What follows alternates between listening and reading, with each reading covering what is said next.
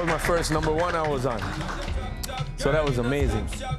Whirlwind time for me. She's a great established artist, and it was her first solo album, but she came to me, and the tracks actually... There have been numerous rumors circulating in Hollywood about a cheating scandal involving Sean Paul and Beyoncé. However, it seems the truth is coming to light as Sean Paul has allegedly spoken up, claiming that Beyoncé took advantage of him to get to her husband, Jay-Z. So what is it that Sean has revealed about the couple? Well, it looks like Sean Paul is setting the record straight. He shared that they had a falling out after their steamy video was released and sparked dating rumors. So recently, Jay-Z allegedly interfered with some of Sean Paul's performances by drawing a line and sending a strong message. This happened amidst rumors that Sean Paul and Beyoncé were romantically involved, especially after they had to film their Baby Boy music video separately.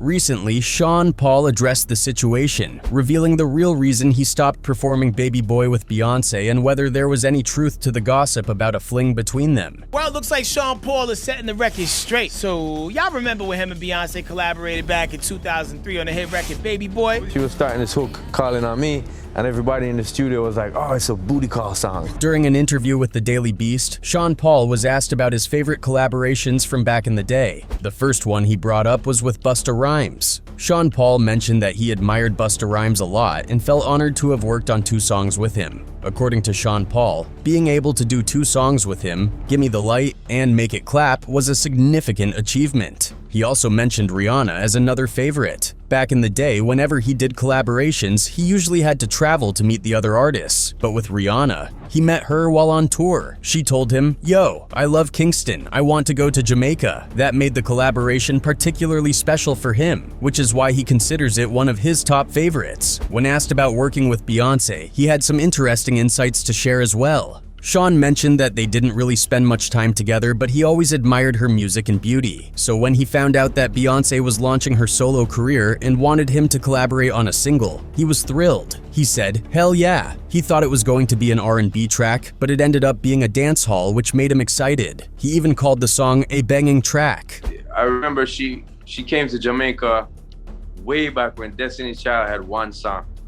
And they came and I opened for them at the time. Sean Paul noted that despite the song's huge success, he only got to perform it with Beyoncé 3 times. The dancehall-inspired duet on Beyoncé's debut solo album, Dangerously in Love, became the anthem of the summer in 2003. The track and its steamy music video were hot topics, raising the heat that season. However, the chemistry between the 2 artists led to rumors of a romance, even though Beyoncé was already in a relationship with her now husband, Jay-Z. In a chat with the Daily Beast, the dancehall icon set the record straight and cleared up any rumors about him and Beyoncé having more than just a professional connection. He said, "Nah, I wish I did," he said when asked if they hooked up during that era. "She's beautiful. Even though they kept everything strictly professional, the hookup rumors really spiraled out of control," he recalled. The Get Busy artist said things hit a tipping point during their performance at the MTV Europe Music Awards in November 2003, when Beyoncé supposedly confronted him about the swirling rumors right there at the event. He said, "She was pissed and was like, 'I need to speak to you,' so we go back and talk, and she's like, 'What's all these rumors about?' And I'm like, 'Yo, I'm not saying S.' And she's like, 'These rumors F with my career, I just want you to know that.'" Sean recalled telling Beyoncé that the rumors weren't coming from him, but he claimed that eventually he was pushed away from her. He said, "So listen, I met Jay before you, and we were friends, so he and I should talk. If he feels any type of way about this, then we should discuss it because it's not coming from me." He admitted, "It's weird, maybe it had to do with her management back then." He also mentioned that Jay-Z might have played a role in the tension,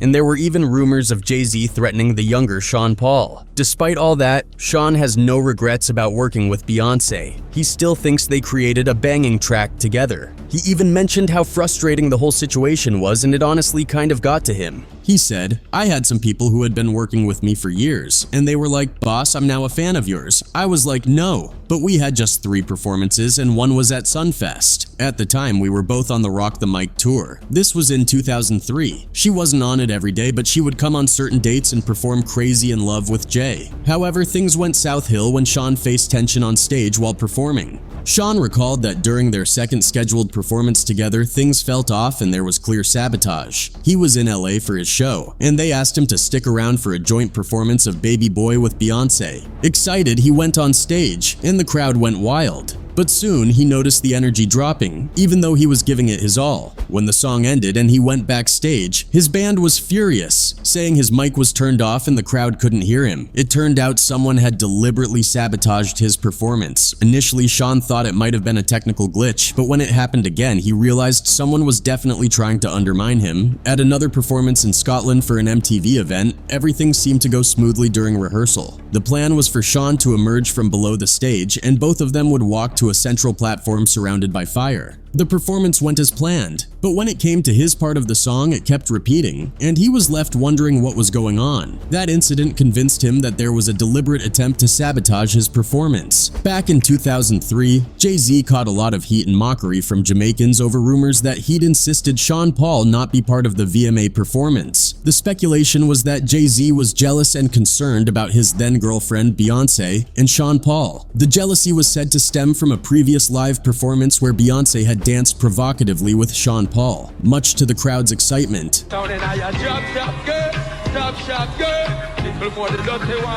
So Beyoncé's team made it clear that they weren't going to work with Sean anymore. There was one last performance lined up for the VMAs, and Beyoncé told him they'd have a rehearsal for it. But the day before the VMAs, during a press event, Sean heard someone rehearsing Baby Boy. When he checked with the label, they told him they weren't going to perform the song with him. It was not only weird, but also really embarrassing for Sean, especially since he had to sit through the event with his wife and other celebrities who kept asking why he wasn't on stage. For Sean, the worst part was being the scapegoat while Beyoncé continued to perform the song solo. Realizing it was clear sabotage, he decided to just let it go and move on. Remember, Sean had earlier agreed to be part of the 2 Live Crew and Burger Man radio show in Jamaica. Jay-Z wasn't too thrilled about their 2003 collaboration, Baby Boy, because he didn't like the idea of them spending time together. Baby Boy was a big hit for Beyoncé as she went solo after Destiny's Child split. The song dominated the US Billboard Hot 100 chart for weeks and helped boost Sean Paul's international fame. Sean mentioned to the host that he had to play it cool and use some diplomacy while working on the track. He also pointed out that it was pretty clear back then that Jay-Z wasn't too happy about him being around Beyoncé. But in a follow-up chat with Hot New Hip Hop, Sean kind of stepped back from those claims. It was a radio show here in Jamaica, and I get this regularly. When I go to Texas, also radio shows there, I don't know what it is. People are like, "So tell me." And it gets to that part in that interview where they're like, "What happened with you and Beyoncé?" "Nothing really happened. The hit song was dope," he explained. Clarifying his point, he further said, "You know, some of them made up their own mind. That's whatever. Sometimes with interviews, you can say, I'd rather not speak about it, but then people would think that something was going on. So I was trying to defend it like, hey nah, but weird things did happen, that's probably why there were rumors. But people leave out, that's probably why there were rumors part."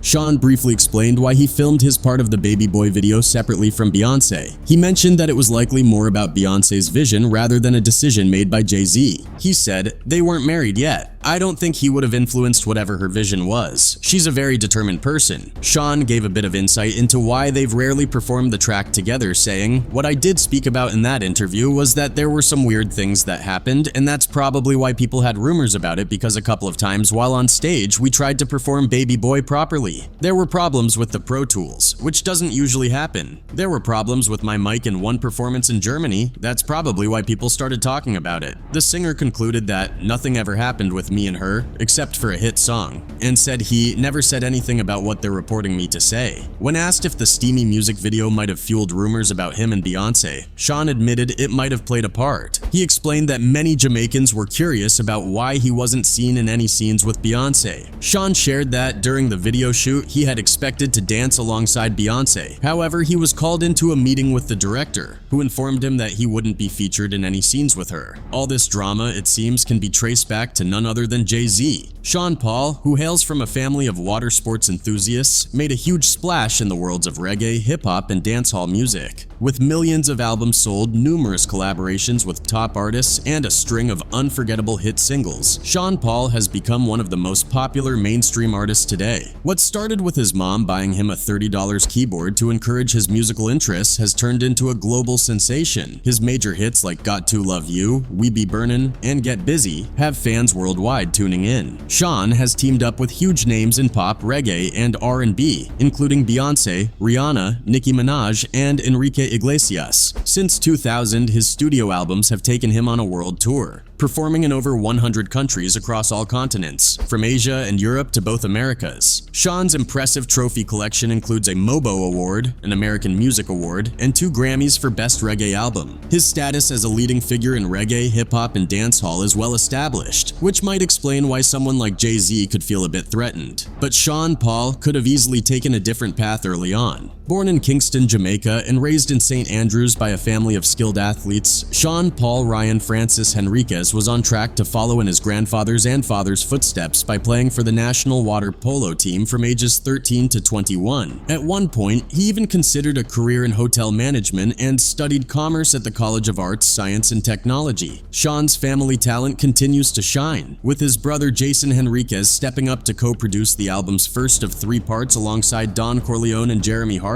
The album, packed with 20 tracks, led to 8 music videos, including popular ones like Always on My Mind, Give It to You, and Come Over. During this period, Sean also hosted a benefit concert with Shaggy and other artists to fundraise for new equipment and technology at Bustamante Hospital for Children. His follow-up album, Tomahawk Technique featured hits like Got to Love You with Alexis Jordan and She Doesn't Mind. By this time, Sean's fame had spread far and wide, with Got to Love You hitting #1 on the charts in Switzerland. The album even earned a Grammy nomination for the 55th Awards. Sean Paul has always been a team player, collaborating with a diverse range of artists from big-name stars to local talents in Jamaica. His recent albums have included more collaborations than usual, with artists like Iggy Azalea, Nicki Minaj, Damian Marley, Brick and Lace, Conscience, 2 Chainz, and Juicy J. He continued his trend of star-studded collaborations with The Saturdays on What About Us, Enrique Iglesias on Bailando, and Tamaya on Bum Bum. So even with such a successful and talented, it seems like the whole situation was a pre-planned scheme to outplay Sean, just so Beyoncé could stay on top and achieve all the success she wanted. And it's no secret that Jay-Z reportedly tried to undermine Rihanna when he saw her rising career as a threat to Beyoncé. There were claims that he secretly leaked Rihanna's album and TIS project ahead of schedule to boost Beyoncé's position. For those who might not know, Rihanna's album Anti was leaked on Tidal before its official release date, leading her to offer free download codes to fans. Some believe Jay-Z orchestrated this leak intentionally. Additionally, it's been suggested that Jay-Z wasn't too fond of Aaliyah because he felt Beyoncé needed to stay at the top. On the topic of Aaliyah, it's worth noting that Jay-Z is also the guy who allegedly tried to undermine Dame Dash just because Dame ended up with a woman Jay-Z had his eyes on. There are even rumors suggesting that Jay-Z keeps a tight grip on Beyoncé, trying to control her to maintain his own interests. So you really think Jay-Z would just sit back and let people talk about how great Beyoncé and Sean Paul look together? No way. Rumor has it that Beyoncé mentioned behind the scenes that Jay-Z felt threatened by Sean Paul's popularity and charisma. Allegedly, she said Jay-Z didn't want her sharing the stage with another man, especially someone sparking affair rumors. There were even claims that Jay-Z accused her of having an affair with Sean Paul and demanded she cut all ties with him. Beyoncé supposedly tried to calm Jay-Z down, insisting nothing was going on, but he wasn't having any of it. He became super controlling and even hired private investigators to keep tabs on her and Sean Paul.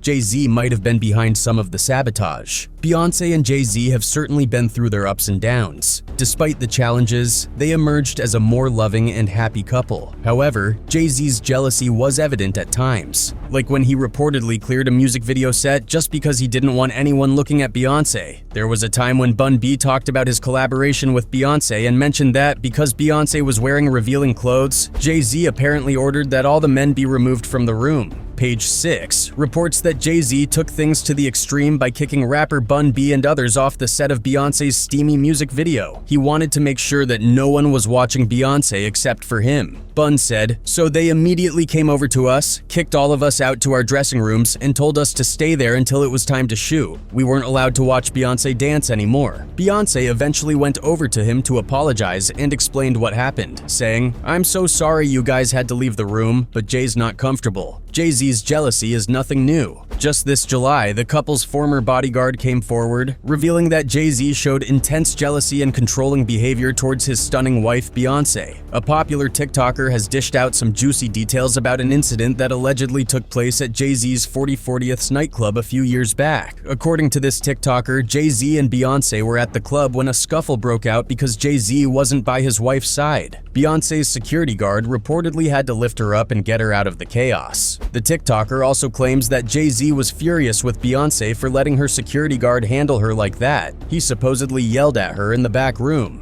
Following the drama, it's said that Jay-Z had Beyoncé's security guard fired, apparently out of jealousy. Today, Beyoncé and Jay-Z are two of the most famous names in music, and it's no surprise. They started out as friends in the 90s and officially began dating in 2001. In just a few years, they became one of the biggest power couples in entertainment, and their success just kept growing. But even though they looked like an unstoppable duo, rumors started swirling in 2014 about Jay-Z cheating on Beyoncé. While the rumors weren't immediately confirmed, Jay-Z eventually admitted to cheating a few years later. Given all this drama, it makes us wonder if Jay-Z has a jealous streak, as Sean Paul has suggested. It's wild how intense the whole situation was, and it's really unfortunate that Sean Paul and Beyoncé didn't get to perform their track together as much as they should have. What's your take on Jay-Z possibly trying to undermine things and set limits with Sean Paul behind the scenes? Share your thoughts in the comments below. That's it for today's video, guys. Thanks for watching.